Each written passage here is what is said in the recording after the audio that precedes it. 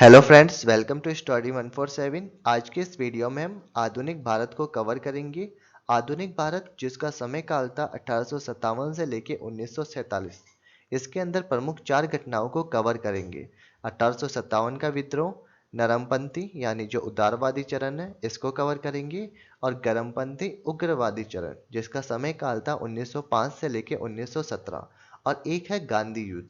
तो इन चारों घटनाओं को कवर करेंगे, लेकिन आज के वीडियो में हम जो शुरू की है तीन घटनाएं इन्हीं को कवर करेंगे। गांधी युग के बारे में एक अलग से वीडियो बनाएंगे जिसमें महात्मा गांधी के बारे में शुरू से लेके एंड तक की जितनी भी जानकारी है वो आपको इसके अंदर मिल जाएगी। तो आज के वीडियो में हम 1857 का विद्रोह, नरमपंथी और गरमपंथी इन घटनाओं को कवर करेंगे। तो चलिए स्टार्ट करते हैं। उससे पहले अगर आपने हमारे चैनल को सब्सक्राइब नहीं किया है तो इसे सब्सक्राइब कीजिए और हमारे चैनल को सपोर्ट कीजिए। तो चलिए स्टार्ट करते हैं बिना किसी देरी के। तो चलिए स्टार्ट करते हैं 1857 के विद्रोह से। मुगल काल के अंदर जहांगीर के समय अंग्रेज जो है ये भारत के अंदर आने लगे थे, और धीरे धीरे करके अंग्रेजों ने पूरे भारत के ऊपर कब्जा कर लिया था। उसके बाद में क्या होता है, 1856 के अंदर जो अंग्रेजी सरकार थी इन्होंने अपनी पुरानी लोहे की बंदूक को बंद कर दिया, और इसके स्थान पर लेके आ गए थे एक इनफील्ड रॉयल बंदूक, जो कि आपको डायग्राम के अंदर दिख रही है। यही है एनफील्ड रॉयल बंदूक। और जो ये बंदूक है इसके अंदर जो कारतूस प्रयोग के अंदर लाया जाता था उसके अंदर गाय और सुअर की चर्बी का प्रयोग लिया जाता था। अब ये जो 1857 का विद्रोह स्टार्ट इसलिए हुआ क्योंकि जो एनफील्ड रॉयल बंदूक है इसके अंदर जो कारतूस प्रयोग में लिया जाता था उसको प्रयोग में लेने से पहले उसको मुंह से छिलना पड़ता था। और अभी मैंने बताया कि उस कारतूस के अंदर एक तो गाय और सुअर इन दोनों की चर्बी का इस्तेमाल किया जाता था। तो इससे जो भारतीय थे उनकी भावनाओं को आहत पहुंचता था। उसी के बाद से ये 1857 का विद्रोह स्टार्ट हुआ। तो आगे हम देखते हैं कि 1857 का जो विद्रोह है वह किस प्रकार से स्टार्ट हुआ था, यानी उसकी नींव कैसे रखी गई। तो चलिए आगे हम बात करते हैं 1857 का विद्रोह किस प्रकार से स्टार्ट हुआ था। तो ये बात है हमारे समय की, यानी 29 मार्च 1857 की। इस दिन मंगल पांडे नामक एक सैनिक थे जिन्होंने बैरकपुर के अंदर गाय की चर्बी से बने हुए कारतूसों को मुंह से काटने से मना कर दिया था, क्योंकि जो कारतूस थे इनके अंदर गाय की चर्बी और सुअर की चर्बी का प्रयोग किया जाता था। इसीलिए जो मंगल पांडे थे इन्होंने इन कारतूसों को मुंह से काटने से मना कर दिया था। उसके बाद में जो मंगल पांडे इनको गिरफ्तार कर लिया गया था अंग्रेज सरकार के द्वारा, और इनको 8 अप्रैल 1857 को फांसी पे चढ़ा दिया। यानी मना तो किया था कब, 29 मार्च 1857 को मंगल पांडे ने मना कर दिया था जो कारतूस थे इनको मुंह से काटने से। उसके बाद में मंगल पांडे को गिरफ्तार कर लिया गया और 8 अप्रैल 1857 को इनको फांसी पर चढ़ा दिया गया था। जैसे इनको फांसी पर चढ़ाया उसके बाद में जो 1857 की क्रांति है वह स्टार्ट हो गई थी। और जो 1857 की क्रांति है उसे सिपाही विद्रोह के नाम से भी जाना जाता है। याद रखना है, एग्जाम में क्वेश्चन भी पूछ लेता है कि सिपाही विद्रोह के नाम से किसे जाना जाता है। तो ये जाना जाता है 1857 के।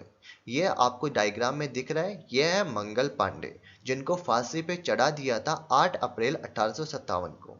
उसके बाद में जो विद्रोह शुरू हुआ था ये हुआ था 10 मई 1857 को। 8 अप्रैल 1857 को फांसी पे चढ़ाया था मंगल पांडे को। उसके कुछ ही दिन बाद में 10 मई 1857 को मेरठ से स्टार्ट हो गया था ये विद्रोह। और जब ये विद्रोह स्टार्ट हुआ था उस समय भारत का जो गवर्नर जनरल था वह था लॉर्ड कैनिंग। तो याद रखना है कि जब ये विद्रोह स्टार्ट हुआ था उस समय भारत का गवर्नर जनरल था लॉर्ड कैनिंग। एग्जाम के अंदर यहां से क्वेश्चन पूछ लेता है। तो आपको ये डेट याद रखनी है, 10 मई 1857। इसी दिन मेरठ से शुरू होती है यह विद्रोह, यानी 1857 की क्रांति स्टार्ट होती है। और मंगल पांडे इनको फांसी पे चढ़ाया था 8 अप्रैल 1857 को। अब जो ये विद्रोह स्टार्ट हुआ था 10 मई 1857 को, तो ये फैलते फैलते धीरे धीरे पूरे भारत के अंदर फैल गया। और यदि हम बात करें कि सबसे ज़्यादा इस विद्रोह कहाँ पे फैला था, तो ये फैला था इस एरिया के अंदर, यानी उत्तर भारत के अंदर जो ये विद्रोह है ये सबसे अधिक फैला था। अब जो विद्रोह फैल तो गया, तो इसका अलग अलग जगह पे अलग अलग जो नेता थे उन्होंने इस विद्रोह का नेतृत्व किया। तो अब हम उनको एक एक को डिस्कस करते हैं। सबसे पहले हम बात करते हैं दिल्ली। दिल्ली के अंदर जो विद्रोह हुआ था उसका नेतृत्व किया था बहादुर शाह जफर ने। आपको ये जो नाम है इनको याद रखना है, क्योंकि यहाँ से एग्जाम के अंदर क्वेश्चन पूछा जाता है बार बार। यदि हम बात करें कानपुर से, तो कानपुर से इस विद्रोह का नेतृत्व किया था तात्या टोपे ने। लखनऊ लखनऊ से इसका नेतृत्व किया था बेगम हजरत महल ने। नेक्स्ट है झांसी। झांसी से किया था रानी लक्ष्मीबाई ने। नेक्स्ट है जगदीशपुर। जगदीशपुर जो है यह बिहार के अंदर स्थित है और यहां से नेतृत्व किया था कुंवर सिंह ने। और लास्ट है बरेली। बरेली जो है यहां से विद्रोह किया था खान बहादुर खान ने। तो याद रखना है जो विद्रोह हुआ था इसका नेतृत्व किस किसने किया था। यदि हम बात करें दिल्ली की, तो यहां से बहादुर शाह जफर। कानपुर तात्या टोपे। लखनऊ से किया था बेगम हजरत महल ने। झांसी से किया था रानी लक्ष्मीबाई ने। जगदीशपुर जो कि बिहार के अंदर स्थित है, और यहां से किया था कुंवर सिंह ने। जबकि जो बरेली है, और बरेली से नेतृत्व किया था खान बहादुर खान ने। लेकिन यह विद्रोह जो था वह सफल नहीं हो पाया, क्योंकि इसके अंदर एक अच्छा सा संगठन नहीं बन पाया और अंग्रेजों ने इस विद्रोह को दबा दिया। इसीलिए ये जो 1857 की क्रांति है यह सफल नहीं हो पाई थी। इसके बाद में हम आगे पढ़ेंगे नरमपंथी और उदारवादी चरण को। आगे हम बात करते हैं नरमपंथी और उदारवादी चरण की, जिसका समय काल था 1885 से लेके 1905 तक का। अब हुआ क्या था कि जब 1857 का विद्रोह हुआ था, उसके अंदर विद्रोह का नेतृत्व अलग अलग व्यक्तियों के द्वारा किया था। तो उस समय एक अच्छा सा संगठन नहीं बन पाया, जिसके कारण जो अंग्रेजी सरकार थे उन्होंने 1857 के विद्रोह को जल्द ही दबा दिया। उसके बाद में लोगों ने सोचा कि क्यों ना अपनी एक पार्टी बनाई जाए, अपनी एक संस्था बनाई जाए जो भारतीयों की मांगों को अंग्रेजों के सामने रखेगी। इसी के बाद में सन 1885 के अंदर कांग्रेस की स्थापना हुई थी, और ये स्थापना हुई थी बम्बई के अंदर। और जब कांग्रेस की स्थापना हुई उस समय उसके संस्थापक थे ए ओ ह्यूम। तो याद रखना है ए ओ ह्यूम 1885 के अंदर जब कांग्रेस की स्थापना हुई थी उस समय संस्थापक थे। उसके बाद में थे गवर्नर जनरल, तो ये थे लॉर्ड डफरिन। यानी जब कांग्रेस की स्थापना हुई थी 1885 के अंदर, उस समय गवर्नर जनरल थे लॉर्ड डफरिन। यहां से क्वेश्चन पूछ लेता है बार बार कि 1885 के अंदर जब कांग्रेस की स्थापना हुई उस समय गवर्नर जनरल कौन थे, तो ये थे लॉर्ड डफरिन। कांग्रेस का जो पहला अधिवेशन हुआ था ये हुआ था 1885 के अंदर बंबई के अंदर, और इसकी अध्यक्षता की थी व्योमेश चंद्र बनर्जी ने। और जो पहला अधिवेशन मुंबई के अंदर हुआ था जिसकी अध्यक्षता व्योमेश चंद्र बनर्जी ने की थी, उस समय टोटल 72 प्रतिनिधियों ने भाग लिया था। नेक्स्ट है इसी के दौरान कुछ वर्षों के बाद में भारत और अफगानिस्तान के बीच में एक सीमा का रेखा का निर्धारण हुआ, जिसका नाम रखा गया था ड्यूरंड रेखा। तो याद रखना है ड्यूरंड रेखा ये स्थित है भारत और अफगानिस्तान के मध्य। और जब ये ड्यूरंड रेखा का निर्धारण हुआ था उस समय गवर्नर जनरल थे लॉर्ड लैंसडाउन। तो आपको ये गवर्नर जनरल याद रखना है कि उस समय गवर्नर जनरल कौन थे, लॉर्ड लैंसडाउन। जबकि जो भारत और जो अफगानिस्तान है उन दोनों के मध्य जो सीमा रेखा है उसका नाम है ड्यूरंड रेखा।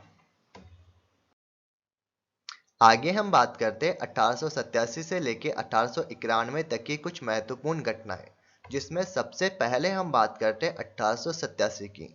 1887 के अंदर जो दादा भाई नारोजी है इन्होंने इंग्लैंड के अंदर भारत सुधार समिति की स्थापना की थी।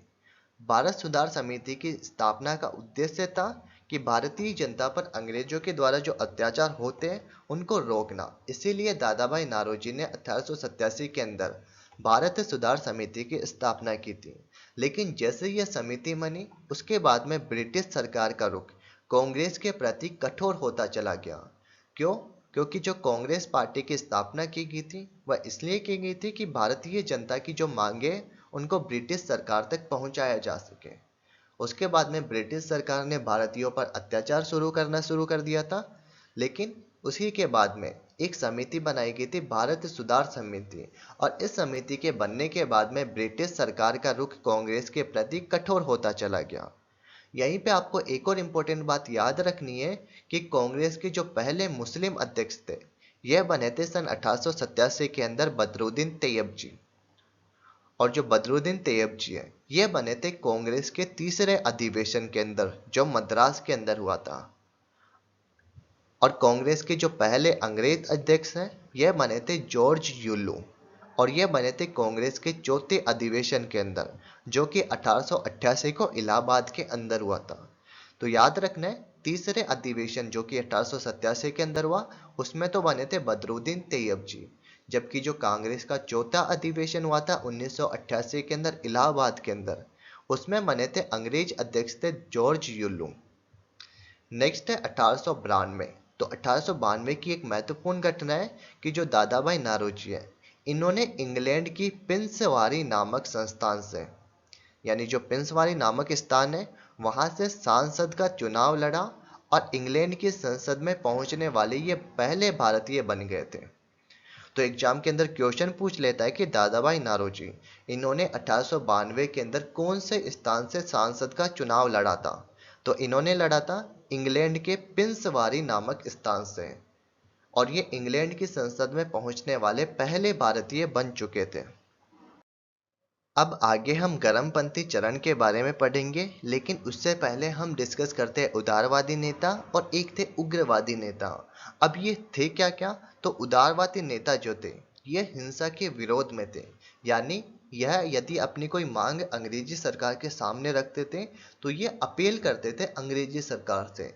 जबकि जो उग्रवादी नेता थे ये हिंसा के विरोध के अंदर नहीं थे, यानी यह यदि कोई अपनी मांग मनवाते थे अंग्रेजी सरकार के पास में तो ये हिंसा का प्रयोग करते थे, यानी ऐसे नहीं मानते थे अंग्रेजी सरकार तो ये हिंसा का प्रयोग करते थे अंग्रेजी सरकार से अपनी बात मनवाने के लिए।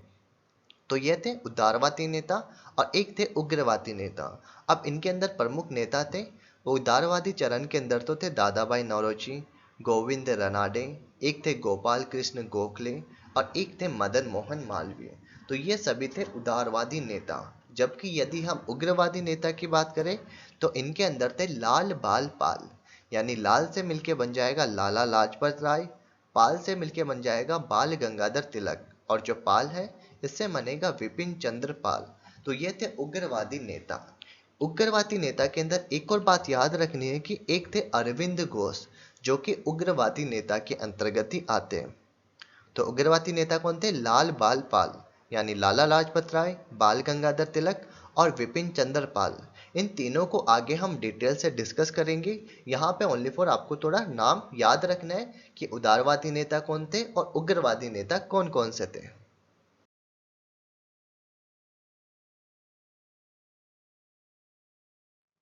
आगे हम बात करते हैं 1905 की। 1905 से ही गर्मपंथी चरण ये स्टार्ट होता है। बंगाल में बढ़ते हुए राष्ट्रवाद को देखते हुए 20 जुलाई 1905 को बंगाल का गवर्नर था लॉर्ड कर्जन, और जो लॉर्ड कर्जन है इसने बंगाल के विभाजन की घोषणा कर दी थी। तो याद रखना है बंगाल के विभाजन की घोषणा यह की थी लॉर्ड कर्जन ने, और यह 20 जुलाई 1905 को की थी। यह आपको डेट याद रखनी है क्योंकि एग्जाम में क्वेश्चन पूछ लेता है कि बंगाल के विभाजन की घोषणा कब हुई। तो यह हुई थी 20 जुलाई 1905 को। बंगाल के विभाजन की घोषणा होने के बाद में इसके विरोध के अंदर 7 अगस्त 1905 को कोलकाता के अंदर चलाया गया था एक स्वदेशी आंदोलन, और जो स्वदेशी आंदोलन चलाया गया इसे बग भंग आंदोलन के नाम से भी जाना जाता है। तो एग्जाम में यहां से भी एक क्वेश्चन पूछ लेता है कि जो स्वदेशी आंदोलन या फिर जो बग भंग आंदोलन है ये किसके खिलाफ चलाया गया था। तो ये चलाया गया था बंगाल के विभाजन को रोकने के लिए, यानी बंगाल विभाजन के विरोध के अंदर 7 अगस्त 1905 को चलाया गया था स्वदेशी आंदोलन। यहाँ पे आपको एक और इम्पोर्टेंट बात याद रखनी है कि जो स्वदेशी आंदोलन चलाया गया था यह चलाया गया था सुरेंद्र नाथ बनर्जी के नेतृत्व के अंदर। तो जो सुरेंद्र नाथ बनर्जी है, इन्हीं के नेतृत्व के अंदर चलाया गया था 7 अगस्त 1905 को कोलकाता के अंदर स्वदेशी आंदोलन, जिसे भग भंग आंदोलन के नाम से भी जाना जाता है। लेकिन ये आंदोलन जो है यह इतना सफल नहीं रहा, यानी यह आंदोलन असफल हो गया था। उसके बाद में बंगाल का विभाजन हो गया, और जो बंगाल का विभाजन हुआ ये हुआ था 16 अक्टूबर 1905 को। तो याद रखना है 16 अक्टूबर 1905 इसी दिन बंगाल का विभाजन हो गया। यानी जो बंगाल है ये एक तो बंगाल के अंदर और एक ईस्टर्न बंगाल के अंदर विभाजित हो गया। आगे हम बात करते हैं 1906 की महत्वपूर्ण घटना। 1906 को आगा खां और एक थे सलीम मुल्ला खां, इन्होंने बांग्लादेश के ढाका के अंदर मुस्लिम लीग की स्थापना कर दी। तो ये नाम याद रखने, एक तो आगा खां और एक है सलीम मुल्ला खां, इन्होंने बांग्लादेश के ढाका के अंदर मुस्लिम लीग की स्थापना कर दी थी। और जो मुस्लिम लीग की स्थापना हुई थी इसका संविधान तो कराची के अंदर बना था, जबकि इसकी जो पहली मीटिंग है यह अमृतसर के अंदर आयोजित हुई थी। तो याद रखने, इसका संविधान तो कराची में बना जबकि पहली मीटिंग हुई थी अमृतसर के अंदर। 1907 के अंदर कांग्रेस जो है इसके अंदर मतभेद हो गया, और 1907 के अंदर कांग्रेस के अंदर हुआ फिर सूरत अधिवेशन। यानी कांग्रेस के अंदर मतभेद हो गया था, उसके बाद में सूरत अधिवेशन का आयोजन किया गया। और जो सूरत अधिवेशन 1907 के अंदर हुआ था इसकी अध्यक्षता की थी रास बिहारी घोष ने। तो याद रखने, सूरत अधिवेशन 1907 की अध्यक्षता की थी रास बिहारी घोष के अंदर, जिसके बाद में कांग्रेस दो दलों के अंदर विभाजित हो गई। एक तो था नरम दल और एक था गरम दल। यानी एक तो नरमपंथी दल के अंदर विभाजित हो गई कांग्रेस और एक था गरमपंथी दल। तो इन दो दलों के अंदर कांग्रेस विभाजित हो गई। आगे हम कुछ महत्वपूर्ण घटनाओं को कवर करेंगे जो कि एग्जाम के लिए अति महत्वपूर्ण है। सबसे पहले हम बात करते हैं 1911 की। 1911 के अंदर बंगाल का नया गवर्नर जनरल बना था लॉर्ड हार्डिंग, और जैसे ये लॉर्ड हार्डिंग बंगाल का गवर्नर जनरल बना, इसने बंगाल का जो विभाजन था उसको रद्द कर दिया। तो एग्जाम के अंदर क्वेश्चन पूछ लेता है कि बंगाल का विभाजन ये किसने रद्द किया था, तो ये किया था लॉर्ड हार्डिंग ने। अब ये जो लॉर्ड हार्डिंग है इसने बंगाल का विभाजन 1911 के अंदर रद्द इसलिए किया था क्योंकि जब बंगाल का विभाजन हुआ था उसके विभाजन के बाद में वहाँ पे जो राष्ट्रवादी नेता थे ये विद्रोह करने लग गए थे अलग अलग जगहों से। उसी विद्रोह को दबाने के लिए जो लॉर्ड हार्डिंग थे इन्होंने बंगाल के विभाजन को रद्द कर दिया। आगे जो लॉर्ड हार्डिंग है इन्होंने भारत की जो राजधानी है यह पहले कोलकाता थी और इसको कोलकाता से दिल्ली बनाने की घोषणा कर दी थी। तो एग्जाम के अंदर क्वेश्चन पूछ लेता है कि भारत की राजधानी कोलकाता से दिल्ली बनाने की घोषणा कब की गई, तो ये की गई थी 1911 के अंदर और ये की थी लॉर्ड हार्डिंग ने। यहीं पे आपको याद रखना है कि 1912 के अंदर भारत की राजधानी कोलकाता से दिल्ली बना दी गई थी। घोषणा तो हुई थी 1911 के अंदर लेकिन इसको बनाया था 1912 के अंदर। नेक्स्ट है 1913। 1913 के अंदर जो लाला हरदयाल थे इन्होंने सैन फ्रांसिस्को के अंदर गद्दर पार्टी की स्थापना की। तो याद रखना है गद्दर पार्टी की जो स्थापना है ये की थी लाला हरदयाल ने, और ये की थी 1913 के अंदर सैन फ्रांसिस्को के अंदर। जो गद्दर पार्टी है यह भारत की तीसरी पार्टी थी। सबसे पहले अभी हमने डिस्कस किया था कांग्रेस पार्टी, उसके बाद में थी मुस्लिम लीग, और तीसरी है 1913 के अंदर गद्दर पार्टी जिसकी स्थापना हुई थी लाला हरदयाल ने की थी सैन फ्रांसिस्को में। उसके बाद में 1917 के अंदर कांग्रेस का हुआ था एक कोलकाता अधिवेशन, और इस कोलकाता अधिवेशन की अध्यक्षता की थी एनी बेसेंट ने। और जो एनी बेसेंट है यह कांग्रेस की पहली महिला अध्यक्ष थी। तो याद रखना है कांग्रेस की पहली महिला अध्यक्ष यह थी एनी बेसेंट। उससे पहले हमने कुछ इंपॉर्टेंट बातें डिस्कस की थी कि कांग्रेस के पहले मुस्लिम अध्यक्ष यह तो थे बदरुद्दीन तैयब जी, कांग्रेस के पहले अंग्रेज अध्यक्ष यह थे जॉर्ज यूलो, और आगे हम बात कर रहे हैं कांग्रेस की पहली महिला अध्यक्ष यह थी एनी बेसेंट। उसके बाद में गांधी जी की एंट्री हो गई थी। गांधी जी का अलग से वीडियो हमने अगले पार्ट के अंदर कवर करेंगे। इस पार्ट के अंदर हमने जितने टॉपिक थे उनको कवर किया है। गांधी जी का जो वीडियो है वो अगले पार्ट के अंदर गांधी जी को पूरा डिटेल से कवर करेंगे। आगे हम बात करते हैं लाला लाजपत राय की। आगे हम बात करते हैं लाला लाजपत राय की। लाला लाजपत राय, उसी के अलावा और भी नेता थे जो कि थे उग्रवादी नेता, जिनके नाम थे लाल बाल पाल, यानी लाला लाजपत राय, बाल गंगाधर तिलक और एक थे विपिन चंद्र पाल। ये तीनों नेता थे उग्रवादी नेता। सबसे पहले हम डिस्कस करते हैं लाला लाजपत राय के बारे में। तो जो लाला लाजपत राय है, इनको पंजाब केसरी के नाम से भी जाना जाता है। तो याद रखना, एग्जाम के अंदर क्वेश्चन पूछ लेता है कि पंजाब केसरी के नाम से किस नेता को जाना जाता है। तो ये जाना जाता है लाला लाजपत राय को। गरम दल के ये प्रमुख नेता थे और इन्हें पंजाब के शेर की उपाधि भी मिली हुई है। तो याद रखना है, इनको पंजाब के शेर की उपाधि मिली हुई है। लाला लाजपत राय जो है, इनके नाम की एक पुस्तक है जिनका नाम है यंग इंडिया। तो याद रखना है, यंग इंडिया पुस्तक जो है यह लाला लाजपत राय की पुस्तक है। जब साइमन कमीशन भारत के अंदर आया था, उस समय लाला लाजपत राय ने विरोध किया था। तो साइमन कमीशन का सबसे पहले विरोध किया था लाला लाजपत राय ने। आगे हम बात करते हैं बाल गंगाधर तिलक की। बाल गंगाधर तिलक जो है, इनको गरम दलीय आंदोलन का पिता कहा जाता है। तो याद रखना है, गरम दलीय आंदोलन का पिता ये कहा जाता है बाल गंगाधर तिलक को। स्वराज्य मेरा जन्मसिद्ध अधिकार है और इसे मैं लेकर रहूंगा, यह बाल गंगाधर तिलक ने कहा था। बाल गंगाधर तिलक की ही एक साप्ताहिक पत्रिका है केसरी। तो केसरी पत्रिका जो है ये बाल गंगाधर तिलक की है और इन्होंने एक ग्रंथ लिखा था जिसका नाम था गीता रहस्य नामक ग्रंथ। नेक्स्ट है, महाराष्ट्र के अंदर जो गणपति उत्सव आरंभ करने का श्रेय है, यह भी बाल गंगाधर तिलक को ही जाता है। तो यहाँ से एग्जाम के अंदर क्वेश्चन पूछ लेता है कि जैसे स्वराज मेरा जन्मसिद्ध अधिकार है और इसे मैं लेकर रहूंगा, ये किसने कहा था। केसरी पत्रिका जो है यह बाल गंगाधर तिलक की है और गीता रहस्य ग्रंथ यह भी बाल गंगाधर तिलक का ही है। महाराष्ट्र के अंदर गणपति उत्सव यह शुरू करने का श्रेय बाल गंगाधर तिलक को जाता है।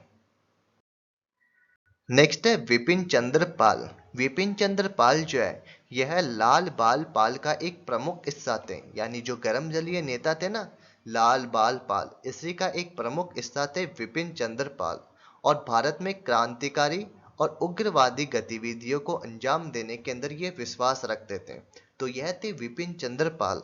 इसके कुछ प्रमुख अखबार थे इनके, जो कि एग्जाम के अंदर पूछे जाते हैं। जैसे परिदर्शी अखबार जो है ये बंगाली साप्ताहिक अखबार था और इसको 1886 के अंदर निकाला गया। एक था न्यू इंडिया, और जो न्यू इंडिया है ये 1902 के अंदर निकाला गया था और ये अंग्रेजी साप्ताहिक अखबार था, यानी सप्ताह के अंदर एक दिन आता था। और एक है वंदे मातरम, और जो वंदे मातरम है ये 1906 के अंदर निकाला गया और ये बंगाली दैनिक अखबार था। तो याद रखना है, विपिन चंद्र पाल के कुछ प्रमुख अखबार, एक तो है परिदर्शक, एक है न्यू इंडिया और एक है वंदे मातरम। यहीं से एग्जाम के अंदर क्वेश्चन पूछा जाता है।